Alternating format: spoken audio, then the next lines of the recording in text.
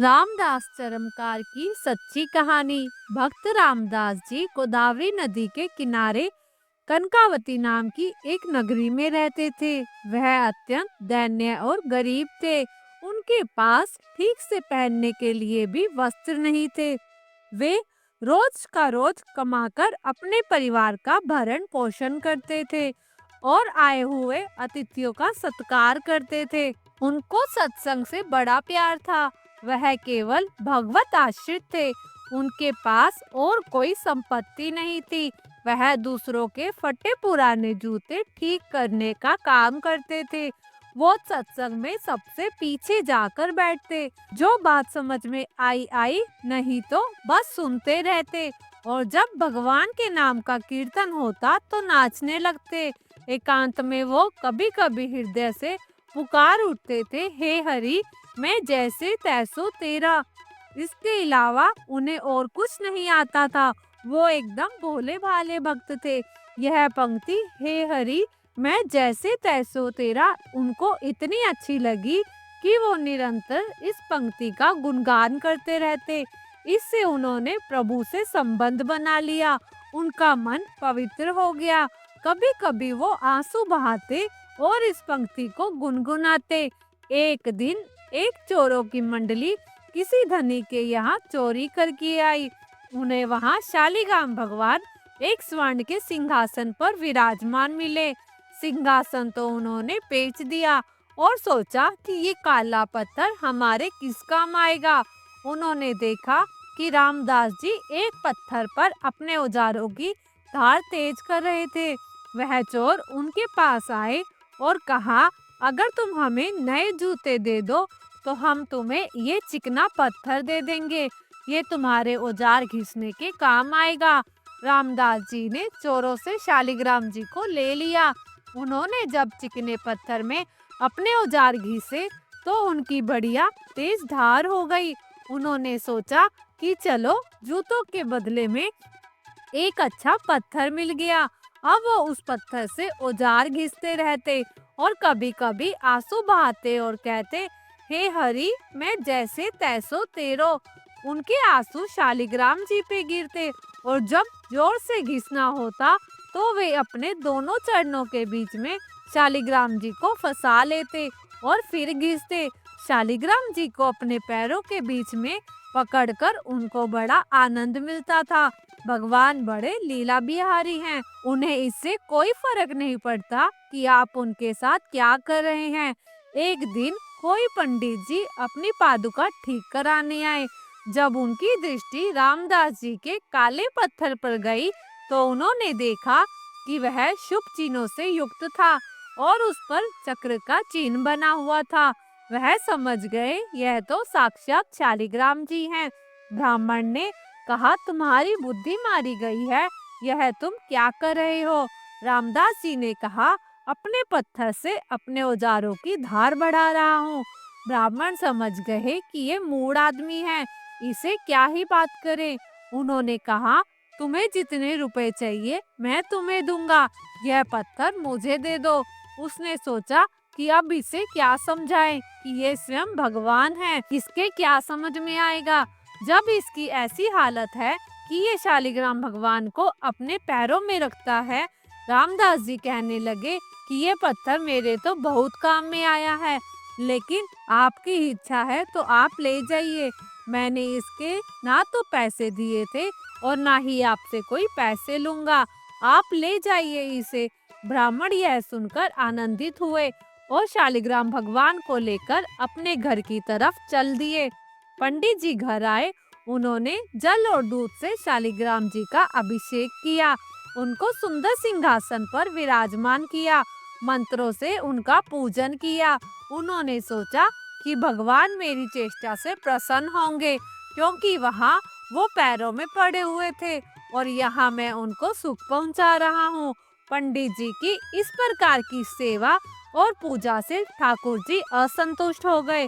पंडित जी पूरी पूजा विधि जानते थे, लेकिन उनके हृदय में प्रभु के प्रति अपनापन नहीं था। रामदास जी को कोई ज्ञान नहीं था, पर उनके हृदय में था कि मैं प्रभु का हूँ, प्रभु मेरे हैं। वो कभी कभी आंसू बहाते तो वो आंसू जो शालिग्राम भगवान के ऊपर गिरते उनसे बड़ा पंडित जी का पंचामृत नहीं था। और जब वो आह भर के पुकारते, हे हरि मैं जैसे तैसो तेरो, ठाकुर जी को उनके सामने वेद मंत्र भी अच्छे नहीं लगते। ठाकुर जी ने स्वप्न में एक वैष्णव का रूप धारण किया और उन ब्राह्मण से कहा कि तुम मुझे रामदास जी के पास पहुंचा दो।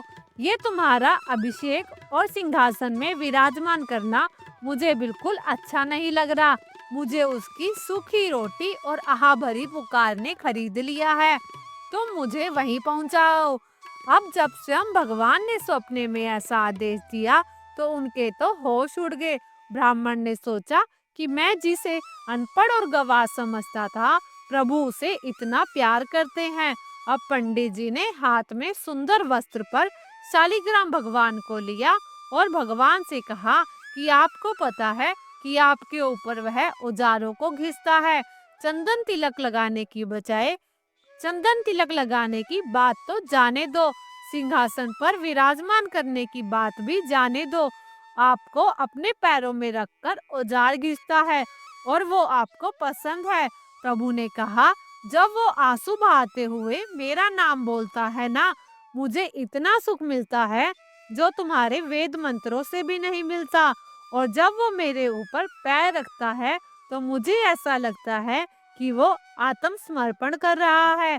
ब्राह्मण यह सुनकर बहुत दैन्य हुए कि यह मेरा दुर्भाग्य है कि आज तक मुझे वह प्राप्त नहीं हुआ जो रामदास जी को प्राप्त हुआ, क्योंकि स्वयं ठाकुर जी वहां जाना चाहते हैं।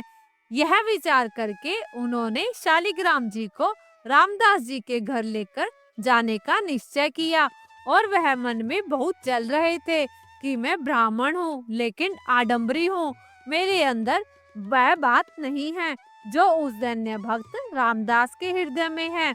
वह यह सब सोचकर बार बार शालिग्राम को हृदय से लगाकर विफल हो रहे थे और रोने लगते। यह किसी भी तरह से एक भक्त का संग होने का असर है। यह रामदास जी के दर्शन का प्रभाव था। अब वो दैन्य होकर जा रहे हैं कि क्या मेरे अंदर भी कभी भक्ति आएगी। मेरी पूजा आपको पसंद नहीं तो प्रभु मुझे ऐसा भाव दो जिससे मैं रामदास जैसी भक्ति कर सकूं। भगवत प्रेम की महात्मा का भगवत प्रेमी महात्मा का संग होते ही जाति का अभिमान, कुल का अभिमान, विद्या का अभिमान सब नष्ट होने लगता है। ब्राह्मण जी शालिग्राम भगवान को एक कपड़े में रखकर रामदास जी के घर आए और देखा कि रामदास जी की आंखों में आंसू चल रहे थे तो उनके होश उड़ गए। बार बार मुख से निकल रहा था, हे हरि मैं जैसे तैसो तेरो। उनके कपड़े फटे पुराने हैं, शरीर बहुत दुबला और कमजोर है क्योंकि खान पान की उचित सामग्री उनके पास नहीं है। उनको बस एकांत में बैठकर बार बार प्रभु को पुकारना अच्छा लगने लगा। उनको यह भी नहीं पता कि यह भक्ति है। ब्राह्मण ने जब यह सब देखा तो बोले, धन्य है आप, आपके माता पिता धन्य हैं। रामदास आप तो बड़े महात्मा निकले, मैं तो आपकी उचित स्थिति को नहीं समझ पाया। आपके अधीन स्वयं भगवान हैं। अब धीरे धीरे रामदास जी के नेत्र खुले, वो अपने भाव से बाहर निकले।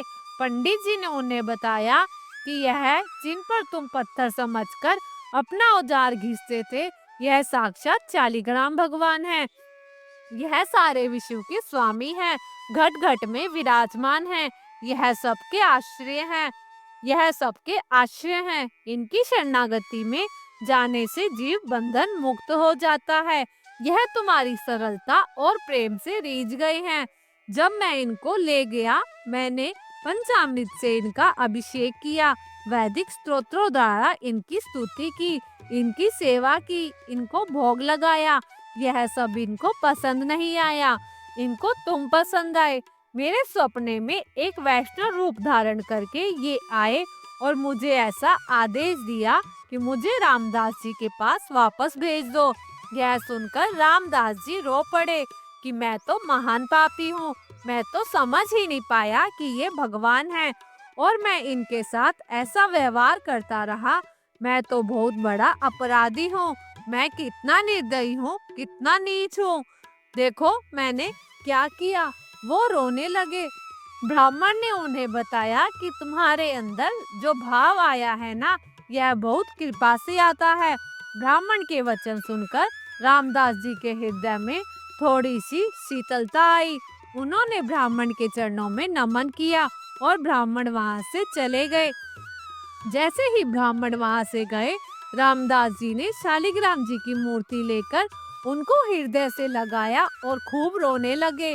और वो कहने लगे, प्रभु मैं जान नहीं पाया कि आप ही हो। वह शालिग्राम जी को घर में ले गए। फटा पुराना जो भी कपड़ा मिला उसे बिछाया, आसन पर शालिग्राम जी रखे और जो रूखा सूखा उनके घर में होता ठाकुर जी को भोग लगाते और गदगद कंठ से प्रभु को पुकारते। कई दिन ऐसी सेवा के बाद उनके हृदय में यह बात आई कि मैं तो जानता नहीं कि आप शालिग्राम भगवान हो। पंडित जी ऐसा बोलकर गए हैं। यदि आप भगवान हैं तो मुझे दर्शन दीजिए। अगर आप मुझे प्यार करते हैं तो अब छुपा छुपी का खेल बंद करें, मुझे दिखाएं कि कैसे होते हैं भगवान। मुझे तो पता नहीं। अगर आप मुझे दर्शन नहीं दोगे तो मैं अपने प्राण त्याग दूंगा। मैं अब आपके बिना नहीं जी सकता। रामदास जी की प्रेम भरी पुकार सुनकर सर्वेश्वर प्रभु स्थिर ना रह सके। रामदास जी की प्रेम भरी पुकार सुनकर सर्वेश्वर प्रभु स्थिर ना रह सके। वो एक वैष्णव का रूप बनाकर रामदास जी के घर पहुँचे। रामदास जी के तो आंसू चल रहे थे। वो प्रभु के प्रेम में झूम रहे थे। भगवान वहाँ खड़े हैं। प्रेम की दशा का निरीक्षण करते मुस्कुराते हुए उससे बोले, अरे भैया, ये तू नाच कूद क्यों मचा रहा है? कुछ मिल गया क्या तेरे को? रामदास जी को आवाज सुनाई दी तो उन्होंने आंखें खोल के देखा कि कोई वैष्णव है। उन्होंने उन्हें साक्षात दंडवत प्रणाम किया। उन्होंने वैष्णव से कहा कि जब से ये शालिग्राम मिले हैं तब से मेरे हृदय में कुछ हो रहा है। बेचैनी हो रही है। मुझसे जिया नहीं जा रहा। वैष्णव ने उनसे पूछा कि क्या आप इन शालिग्राम को भगवान समझकर पूजते हैं? रामदास जी ने कहा, हाँ, मेरे अंदर एक आशंका हुई है कि मैं भगवान को साक्षात देखूं, पर मुझे अब तक उनके दर्शन नहीं हुए। मुझे कोई पूजा विधि नहीं आती, कोई मंत्र आदि नहीं आता। जैसा मन में आता है वैसे मैं इनकी सेवा करता हूँ। क्या दीन दयालु प्रभु मुझ पर रीझ जाएंगे? ऐसा कहकर रामदास जी चिल्ला चिल्ला कर रोने लगे। वैष्णव ने कहा कि यह बात तो ठीक नहीं है। भगवान बड़े बड़े योगियों मुनियों की तपस्या से भी उनको दर्शन नहीं देते, तो तुम जैसे मनुष्य को भगवान कैसे दर्शन देंगे? मेरी बात मानो, यह दर्शन की बात छोड़ो और अपना काम धंधा करो। थोड़ी देर रोज रोज भजन साधना कर लिया करो। वैष्णव की यह बात सुनकर मानो रामदास जी का हृदय फट गया। उनकी आंखें खुली रह गई। उन्होंने कहा, वैष्णव देवता, आपका कहना सत्य है। मैं भगवत साक्षात्कार का बिल्कुल अधिकारी नहीं हूँ, पर मैं क्या करूँ? अब मुझसे जिया नहीं जाता। मेरे स्वामी बड़े करुण सिंधु हैं। चाहे जो कुछ भी हो, मुझे दर्शन मिलेंगे। रामदास जी नाचने लगे और फिर विफल होकर पुकारने लगे और प्रभु खड़े हुए यह सब देख रहे थे। भगवान वैष्णव स्वरूप से बोले, बेटा रामदास, तेरा जीवन धन्य है। मैं देखना चाहता था कि तू मेरे प्यार में कितना विफल है। देख मुझे। यह सुनकर उन्होंने आंखें खोली और देखा वह वैष्णव नहीं थे, वो भगवान श्याम सुंदर थे। उसने देखा कि वह स्वयं मदन मोहन त्रिभंगी लाल थे। उन्होंने अपने होठों पर बंसी धारण की हुई थी और आनंद मुद्रा में विराजमान थे और रामदास जी की तरफ देख रहे थे। प्रभु का सुंदर रूप देखकर वो आनंद समुद्र में डूब गए कि अभी तक मुझसे भगवान ही बात कर रहे थे। भगवान वैष्णव जनों से रोज मिलते हैं। आप भी पहचानना, किसी न किसी रूप में आकर ठिठोलिया करते हैं। किसी न किसी रूप में आकर वह अपने भक्तों से रोज मिलते हैं।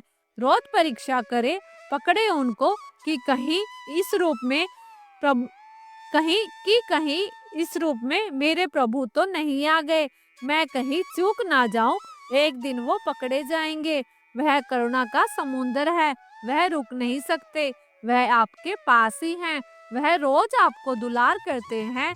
जिस दिन ऐसी विफलता आएगी उस दिन वो पर्दा हटा देंगे और आपको भी वैसा ही सुख मिलेगा जैसा रामदास जी को मिला। इसलिए देवर्षि नारद जी भी कहते हैं कि भगवत प्राप्ति के लिए, भगवत मिलन के लिए कोई ऐसा नहीं है कि आप उच्च कुल में जन्मे हो तो ही भगवान मिले, या वेदों के परंपरागत हो, विद्वान हो, या बड़े दानी हो, तपस्वी हो आदि हो तो ही प्रभु मिले। प्रभु केवल अपने भक्ति भाव से मिलते हैं। हृदय में प्रभु के प्रति अपनापन और तड़पन हो तो निश्चित प्रभु मिल जाएंगे। श्री राधा वल्लभ लाल की जय। आपको भक्त रामदास जी की ये कहानी कैसी लगी, कृपया कमेंट करके जरूर बताएं। वीडियो पसंद आया हो तो वीडियो को लाइक करें, कमेंट में जय श्री कृष्णा अवश्य लिखें और ऐसी ही बहुत सारी कहानियाँ सुनने के लिए हमारे चैनल को सब्सक्राइब जरूर करें। धन्यवाद।